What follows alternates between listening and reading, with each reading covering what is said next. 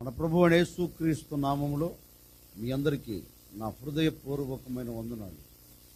దేవుడు ఈ దినమంతా మీకు మీ కుటుంబాలకు తోడై ఉండి మిమ్మల్ని ఆశీర్వదించి కాపాడునుగాక. పరిశుద్ధ గ్రంథంలో నుండి తెస్సలోనికైలకు రాసిన మొదటి పత్రిక 5వ అధ్యాయం 15వ వాక్యాన్ని నేను చదువుతూ ఉన్నాను. జాగ్రత్తగా మీరు ఆలకించండి. ఎవడును కీడునకు ప్రతి కీడు ఎవరికైనాను చేయకుండా చూచుకునుడి. మీరు ఒకని ఎడల ఒకడు మనుషులందరి ఎడల ఎల్లప్పుడూ మేలైన దానిని అనుసరించి నడుచుకునుడి. ఎల్లప్పుడూ సంతోషముగా ఉండుడి. ఎడతెగక ప్రార్థన చేయుడి. దైవజనుడైన పౌలు సంఘానికి ఒక పత్రికను రాస్తూ ఆ సంఘానికి ఒక చక్కని శ్రేష్టమైన మాట చెప్తున్నాడండి. సంఘస్థులారా, మీరు ఎల్లప్పుడూ సంతోషముగా ఉండండి. అంటే బహుశా నాకు వచ్చిన ఒక డౌట్ ఏంటంటే, ఆ సంఘంలో ఒకవేళ సంతోషం లేక ఆనందం లేక ఒకవేళ వాళ్ళు కన్నీళ్ళ మధ్యలో ఉన్నారేమో అండి. బహుశా అలాంటి వారు లేకపోలేదు, ఉండే ఉంటారు. అందుకే దైవజనుడు ఆ సంఘానికి ఒక ప్రత్యేకమైన శైలిలో ఒక ప్రత్యేకమైన రీతిలో ఉత్తరాన్ని రాస్తూ ఆ ఉత్తరంలో చక్కని మాట అంటాడండి. సంఘస్థులారా, మీరు ఎల్లప్పుడూ, అంటే ఒక ఆదివారమే కాదండి, లేకపోతే ఒక సోమవారమే కాదు, ఒక మంగళవారమే కాదండి. దైవ సేవకుడు అంటారు, మీరు ఎల్లప్పుడూ మీరు సంతోషముగా ఉండటం నేర్చుకొనండి అని ఈ దైవజనుడు ఆ సంఘానికి ఒక ఉత్తరం రాస్తున్నారండి. బహుశా ఆ సంఘములో ఉన్న వారు కూడా అడిగి ఉండొచ్చేమో, ఏమయ్యా దైవజనుడా, ఉత్తరం అయితే బాగానే రాసావు, కానీ ఎల్లప్పుడూ ఎలా సంతోషకరంగా ఉండగలము? కుటుంబం అన్న తర్వాత ఏదో ఒక కలవరం కలుగుతుంది కదా. కుటుంబం జీవితం అన్న తర్వాత ఏదో ఒక ఆటుపోట్లు ఎదురవుతాయి కదా. మరి ఆటుపోట్లు అవంతరాలు కలిగినప్పుడు మేము ఎలా సంతోషకరంగా ఉండగలం? నిజమే కదండి. మనిషి మనుగడ, కుటుంబపు జీవితం అనేది ఒక సముద్రం లాంటిది. సముద్రంలో కూడా చూడండి, సముద్రం ఎప్పుడు నిమ్మలంగా ఉండదు. సముద్రం అనేది అలలతో నింపబడింది. సముద్రంలో గాలులు వీచుతాయి, అలలు వస్తాయి, గాలులు వీచుతాయి. అట్లాగే కుటుంబ జీవితంలో కూడా సముద్రం లాంటిది. ఈ కుటుంబపు జీవితంలో అలలు లాంటి శ్రమలు రావచ్చు, గాలి లాంటి పరిస్థితుల ప్రభావాలు విభిన్నంగా మార్చబడి ఒకవేళ సముద్రంలో ఉన్న నావును కొట్టినట్లుగా కుటుంబాన్ని కూడా కొట్టవచ్చు, వ్యక్తిగత జీవితమును కూడా కొట్టవచ్చండి. మరి ఇవన్నీ ఆటుపోట్లు ఎదురైనప్పుడు ఎలా సంతోషకరంగా ఉండగలమండి? నిజమే కదండి, ఉండలేం. కానీ దైవ సేవకుడు అంటారు, కాదు, ఎన్ని ఆటుపోట్లు నీ కనుల ఎదుట నిలబడినా, ఎన్ని అవంతరాలు నీ ముంగిటి నిలబడి నేను భయపెడుతున్నా, నీ బ్రతుకులో ఉండవలసింది ఏంటంటే ఈ ఆటుపోట్లను జయించగలిగిన శక్తి నీవు పొందుకొని ఎల్లప్పుడూ నీవు సంతోషకరముగా ఉండటం నేర్చుకోనండి. మీరు ఎల్లప్పుడూ సంతోషకరంగా బ్రతకాలి. అందుకే ఇర్మీయా గ్రంథంలో కూడా ఒక శ్రేష్టమైన మాట రాయబడిందండి. ఏమన్నా తెలుసా? మనం ఆరాధించే దేవుడు కూడా మనము సంతోషకరముగా ఉండాలని కోరుకునేవాడు. అందుకే ఇర్మీయా గ్రంథకర్త అంటాడు తన గ్రంథంలో, సాక్షాత్తుగా దేవుడే చెప్తున్నారు, వారి విచారమును కొట్టివేసి నేను వారికి ఆనందమును కలగచేస్తాను. కలగచేయటమే కాదు, కన్నికలు, యవనస్తులు, వృద్ధులు సంతోషముతో నాట్యమాడుతారు. దేవుని ఉద్దేశం కూడా ఏంటంటే కన్నీళ్ళ మధ్యలో ఉన్నవాడు కన్నీళ్ళ మధ్యలోనే ఉండాలని కాదండి. బాధల మధ్యలో ఉన్నవాడు బాధల మధ్యలోనే ఉండాలని కాదండి. నేను ప్రకటించే యేసు కోరిక ఏంటో తెలుసా? ఈ మాటలు వింటున్న నీ జీవితంలో కన్నీరుగా ఉండాలని కోరుకునేవాడు కాదు. కన్నీరును తుడిచివేసి నీవు సంతోషపడాలని కోరుకునే దేవుడు, నీవు ఆనందపడాలని ఆశపడే దేవుడు. అందుకే దైవ సేవకుడైన పౌలు అంటారు, మీరు ఎల్లప్పుడూ సంతోషకరంగా ఉండండి. యేసయ్య కూడా అదే చెప్తున్నారండి. ఒకవేళ మీరు ఏ విచారముతో ఉన్నారో, ఏ ఆదరణ కోల్పోయారో, సంతోషము నాట్యము నీ బ్రతుకులను విడిచి వెళ్ళిపోయిందేమో, భయపడకండి. మరలా మీ దుఃఖమును తీసివేసి మీ దుఃఖమునకు ప్రతిగా నేను సంతోషమును అనుగ్రహించబోతూ ఉన్నాను, సంతోషముతో నేను నింపబోతూ ఉన్నాను, సంతోషం అనుగ్రహించి మిమ్మల్ని సాగనంపుతాను అని ఆనాడు ఇశ్రాయేలీయుల ఎడల సంతోషాన్ని కలుగచేసి ఆనందకరంగా వారు సాగి వెళ్ళినట్లుగా, ఇదిగో ఈ ఉదయకాల సమయంలో కూడా మీరు ఈ దినమంతా సంతోషకరంగా ఉండేటట్లుగా నా దేవుడు మీ విచారాలన్నింటినీ కొట్టివేయబోతూ ఉన్నాడు, మీ విచారాలన్నింటినీ తీసివేయబోతూ ఉన్నాడు. సంతోషముతో కూడిన నాట్యముతో కూడిన సంతోషం నీ కుటుంబంలో నా దేవుడు ఈ దినము నిలబెట్టబోతూ ఉన్నాడు. దైవ సేవకుడు కోరుకునే కోరిక అదే. సాక్షాత్తుగా యేసయ్య కోరుకునే కోరిక కూడా అదే అండి. అంటే యేసుక్రీస్తు కూడా అంటాడు, నా ప్రజలు దుఃఖంలో ఉండకూడదు, నా ప్రజలు ఎలా ఉండాలి? సంతోషకరంగా బ్రతకాలి. దేవుడిచ్చే సంతోషం కాదండి, లోకములో కూడా సంతోషం ఉంది. బహుశా మీరు అంటారేమో, ఏమయ్యా దేవుడైనా సంతోషం ఇచ్చేది, లోకం ఇవ్వదా? లోకం కూడా ఇస్తుందండి, లోకం కూడా సంతోషం ఇస్తుంది. ఆ సంతోషం ఎప్పటి వరకు అంటే పరిశుద్ధ గ్రంథం చక్కగా రాయబడింది. యోబు గ్రంథకర్త తన గ్రంథంలో రాస్తారండి, భక్తిహీనుల సంతోషము నిమిషము మాత్రమే. అంటే లోకమిచ్చే సంతోషం ఒక్క నిమిషమేనండి, కన్ను రెప్పపాటు, అంతలో కనపడుతుంది, అంతలో ఆవిరైపోతుంది. ఏంటిది? లోకం ఇచ్చే సంతోషం. కానీ నా ప్రభు ఆ సంతోషం ఇస్తాను అంటలేదండి. ఎలాంటి సంతోషం? నిమిషం ఉండే సంతోషం కాదు. నీవు ఎప్పుడు ఆనందించగలిగిన, ఎప్పుడు సంతోషకరంగా బ్రతకగలిగిన ఆ సంతోషాన్ని నా దేవుడు నీ చేతులకు అప్పగించబోతూ ఉన్నాడు. ఈ దినమంతా నీవు సంతోషించదవుగాక, ఈ దినమంతా నీవు ఉల్లసించదవుగాక. ఎల్లప్పుడూ నీవు, నీ కుటుంబం, నీవు, నీ పిల్లలు సంతోషకరంగా సాగి వెళ్ళుదురుగాక. ఒకవేళ ఈనాటి వరకు నీ బ్రతుకుల్లో సంతోషం లేక దుఃఖపడుతున్నావేమో, ఈనాటి వరకు సంతోషము కరువైపోయి కన్నీరు కారుస్తున్నావేమో, నా సహోదరి సహోదరుడా, నా తల్లిదండ్రులారా, మీరు భయపడవలసిన అక్కర్లేదు. ఈ ఉదయకాల సమయంలో నా ప్రభు నీతో చెప్పకనే చెబుతున్నారు, భయపడవలసిన అక్కర్లేదు.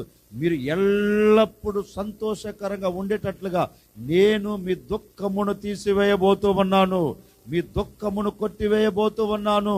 ఈ దినమంతా నీవు సంతోషించదవుగాక.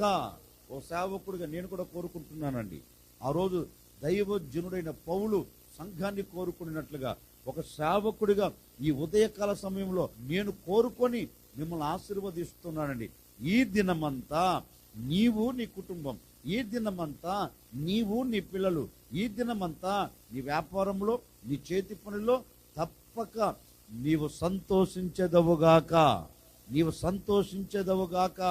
ఒకవేళ నీ ప్రక్కన ఎవరున్నారో, నీ భార్య కావచ్చు, నీ పిల్లలు కావచ్చు, మీ తల్లిదండ్రులు కావచ్చండి, ఎవరు ఈ ఉదయకాల సమయం నీ ప్రక్కన ఉన్నారో ప్రక్కన వారిని చూచి ఒక మాట చెప్పండి, ఎల్లప్పుడూ నీవు సంతోషకరముగా ఉండేదవుగాక.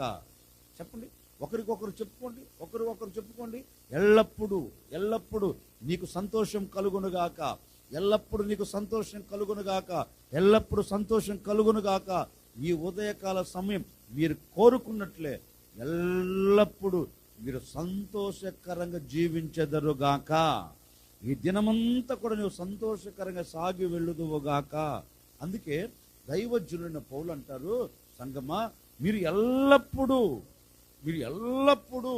ఎలా ఉండాలి అంటే సంతోషకరంగా మీరు ఉండండి. ఎల్లప్పుడూ సంతోషకరంగా ఎప్పుడు ఉండగలుగుతాం? దావీదు రాసిన 16వ కీర్తన 11వ చరణమును నేను చదువుతా ఉన్నాను.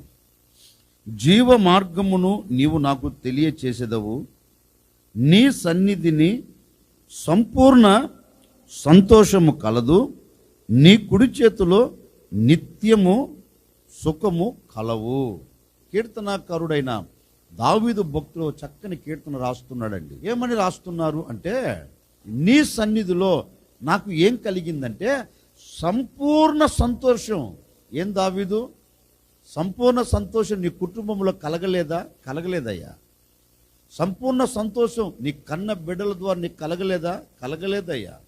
కన్నవాడే కత్తి చేత పట్టాడు, ఇంకెక్కడ సంతోషం ఉండగలుగుతుందయ్యా. కన్నవాడే విరోధిగా మలచబడిపోయారు, ఇంకెక్కడ ఆనందం ఉండగలుగుతుందయ్యా. పిల్లనిచ్చిన మామే నా మీద విషపు చూపులు చూచాడు, ఇంకెక్కడ ఆనందం దొరుకుతుంది నాకు. ఆనందం ఇవ్వవలసిన మామ ఆనందం ఇవ్వలేదు, ఆనందం ఇవ్వవలసిన కుమారుడు ఆనందాన్ని ఇవ్వలేదు, ఆనందం ఇవ్వవలసిన తల్లిదండ్రులు నాకు ఆనందం ఇవ్వలేదు, సంతోషాన్ని ఇవ్వలేదు. ఏ ఒక్క రోజు కూడా నా కుటుంబంలో నేను సంతోషకరంగా లేనయ్యా. నా అన్నదమ్ముల మధ్య నేను సంతోషకరంగా బ్రతకలేదయ్యా. నేను కన్న బిడ్డల ఎదుట నేను సంతోషకరంగా బ్రతకలేదయ్యా. పిల్లనిచ్చిన మామ దగ్గర ఉన్నప్పుడు నేను సంతోషకరంగా బ్రతకలేదయ్యా. ఏ క్షణం ఏమి వాటిల్లుతుందో, ఏ క్షణము నా ప్రాణము పోతుందో అని తలంచడం తప్ప నేను సంతోషకరంగా ఉండిన క్షణముంటూ నా కంటికి కనపడదు. మరి ఎక్కడ ఉంది నీకు సంతోషం అంటే, దావీదు అంటాడండి, నాకు భూమి మీద ఎక్కడ కనపడలా, ఏ ప్రజల మధ్య నాకు సంతోషం కనపడలా. నాకు సంతోషం ఎక్కడ కలిగిందో తెలుసా? సంపూర్ణమైన సంతోషం నాకు ఎక్కడ దొరికిందో తెలుసా? నేను నా దేవుని సన్నిధిలోనికి వెళ్ళి నా దేవుని సన్నిధిలో నేను నా దేవుని పాదాలు పట్టుకుంటే నా దేవుడు నాకు ఎలాంటి సంతోషం ఇచ్చాడో తెలుసా? అంతలో కనపడి అంతలో మాయమైపోయే సంతోషం కాదు. క్షణం కనపడి మరొక క్షణం మాయమైపోయే సంతోషం కాదు.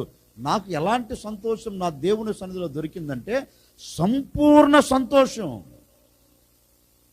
నేను బ్రతుకు దినములన్నిట నాకు దొరకగలిగిన సంతోషం నా దేవుని సన్నిధిలో ఉంది. నేను నా దేవుని సన్నిధిలోనికి వస్తే నా దుఃఖము నాకు జ్ఞాపకం రాదు. నేను నా దేవుని సన్నిధిలోనికి వస్తే నా దుఃఖము నా కంటికి కనపడదు. మరి ఏం కనపడుతుంది?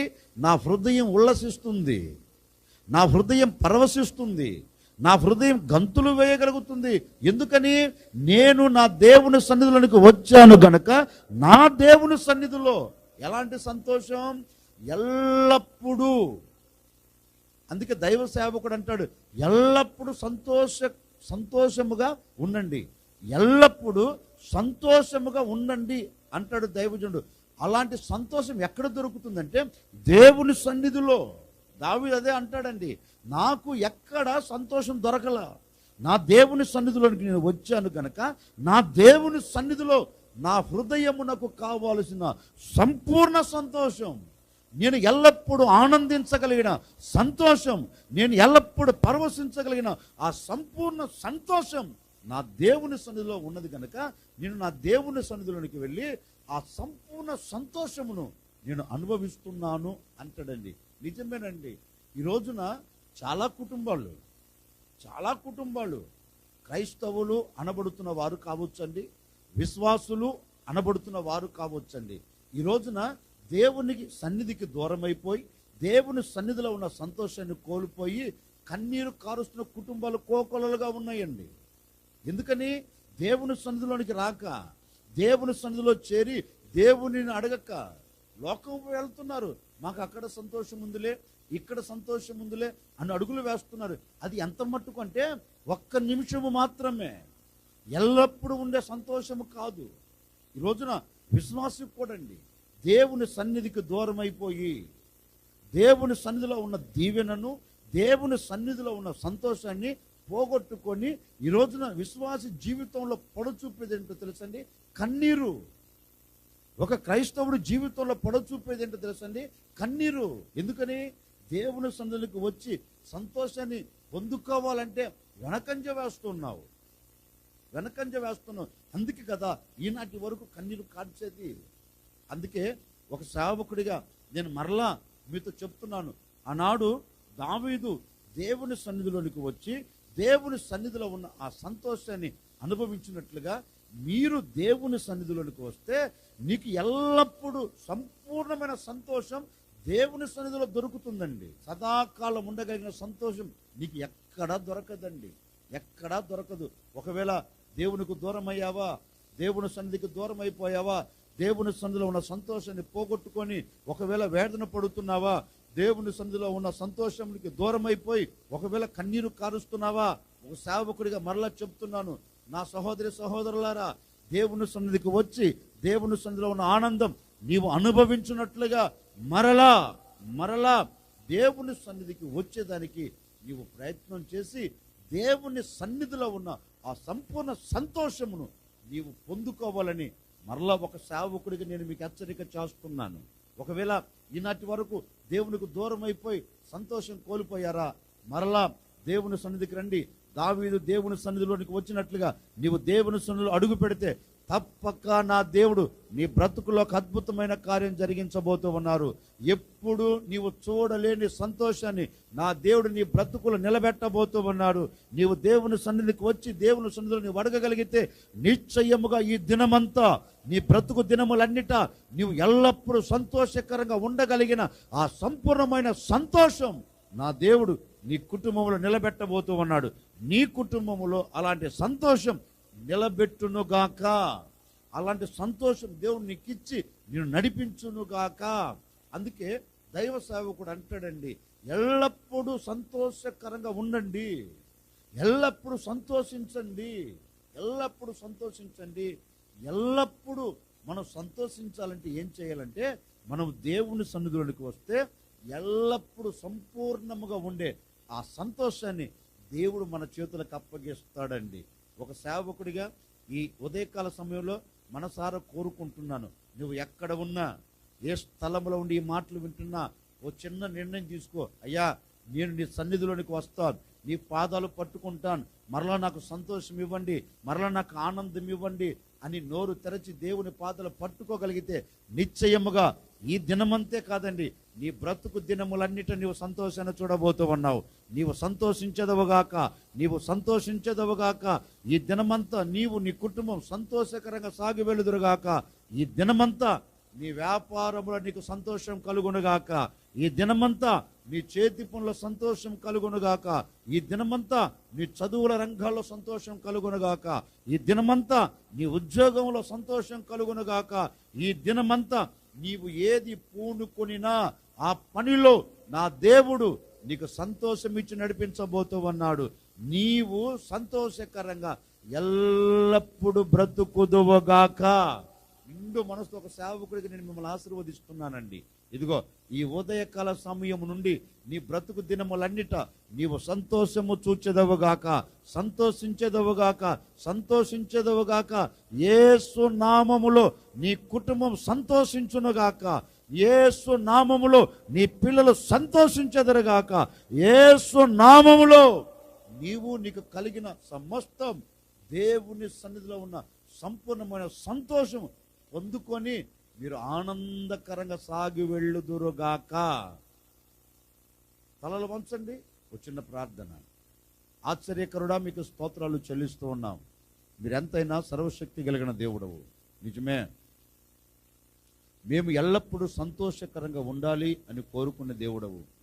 నీ సన్నిధిలో సంపూర్ణ సంతోషం కలదని మీ లేఖనాలు సెలవిచ్చినట్లుగా నాయన, ఈ బిడ్డలు ఈ ఒక్కరోజే కదయ్యా, సదాకాలం నీ సంపూర్ణమైన సంతోషం బిడ్డలు అనుభవించుదురుగాక. ఈ దినమంతా బిడ్డలు సంతోషం చూచుదురుగాక. బ్రతుకు దినములన్నిట సంతోషానికి నాంది పలుకుదురుగాక. తండ్రి, నీ సన్నిధిలోనికి వచ్చి ఎవరైతే కన్నీరు కార్చి ప్రార్థన చేసుకుంటున్నారో సంతోషము కావాలని వ్యాపారంలో, చేతి పనుల్లో, చదువుల్లో, ఉద్యోగాలలో, ఆత్మీయ స్థితిలో సంపూర్ణమైన సంతోషం యేసు నామములో కలుగునుగాక. అట్టి కార్యం, అట్టి సంతోషం ఈ ప్రజలకు దయచేయమని యేసు నామములు అడిగి వేడుకొనుచున్నాము తండ్రి, ఆమెన్. ఈ దినమంతా నా ప్రభు మీకు తోడే ఉండి మీ బ్రతుకు దినములన్నిట మీరు ఎల్లప్పుడూ సంపూర్ణమైన సంతోషమును పొందుకొని మీరు సంతోషించెదరుగాక.